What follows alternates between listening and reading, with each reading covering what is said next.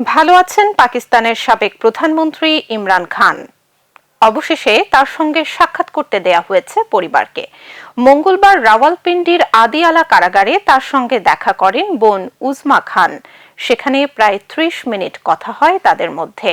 উজমা জানান ভালো আছেন ইমরান খান, তবে রেগে আছেন। তার অভিযোগ, তাকে সারাদিন কারাকক্ষে আটকে রাখা হয়, করা হয় মানসিক নির্যাতন। দীর্ঘদিন ধরেই পাকিস্তানের রাওয়ালপিন্ডির আদিয়ালা কারাগারে বন্দী আছেন দেশটির সাবেক প্রধানমন্ত্রী ও পাকিস্তান তেহরিকে ইনসাফের প্রতিষ্ঠাতা ইমরান খান। ৩ সপ্তাহ ধরে তার সঙ্গে দেখা করতে দেয়া হচ্ছিল না পরিবারকে। উঠেছিল মৃত্যুর গুঞ্জন। অবশেষে তার সঙ্গে দেখা হয়েছে তার বোন উজমা খানের। মঙ্গলবার কারাগারে ইমরানের সঙ্গে দেখা করেন উজমা খান। প্রায় ৩০ মিনিট কথা বলেন উজমা। পরে সাংবাদিকদের বলেন, ইমরান খানের মৃত্যুর খবর পুরোপুরি গুজব। তিনি ভালো আছেন, তবে খুবই রেগে আছেন। ইমরান বলছেন, তাকে সারাদিন কারাকক্ষে আটকে রাখা হয়, করা হয় মানসিক নির্যাতন।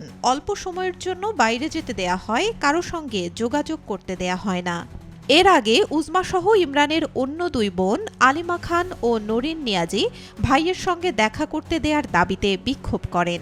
পুলিশের বাধার পরও কারাগারের দিকে এগিয়ে যান ৩ বোন। পরে শুধু উজমাকে কারাগারে প্রবেশের অনুমতি দেয় কারা কর্তৃপক্ষ। এদিকে বাবার খবর না পেয়ে উদ্বিগ্ন ছিলেন ইমরানের ২ সন্তানও। তার ছেলে কাসিম খান বার্তা সংস্থা রয়টার্সকে বলেন, বাবা আদৌ বেঁচে আছেন কিনা তা জানতে না পারা এক ধরনের মানসিক অত্যাচার। ইমরানের খবর জানতে মঙ্গলবার রাওয়ালপিন্ডিতে বিক্ষোভের ডাক দেয় পিটিআই নেতাকর্মীরা। ১৪৪ ধারা জারি করে স্থানীয় প্রশাসন। সাধারণ মানুষের নিরাপত্তা ও শান্তি বজায় রাখতে এই সিদ্ধান্ত নেওয়া হয়েছে বলে জানায় তারা। ২০২৩ সাল থেকে কারাবন্দী ৭২ বছর বয়সী ইমরান খান ২০২২ সালে পার্লামেন্টে অনাস্থা ভোটে হেরে ক্ষমতাচ্যুত হন তিনি। এরপর থেকে তার বিরুদ্ধে করা হয়েছে একের পর এক মামলা। কয়েকটি মামলায় দোষী সাব্যস্ত হয়ে সাজাও পেয়েছেন তিনি। যদিও ইমরানের দাবি, তার বিরুদ্ধে হওয়া সব মামলা রাজনৈতিক উদ্দেশ্য প্রণোদিত।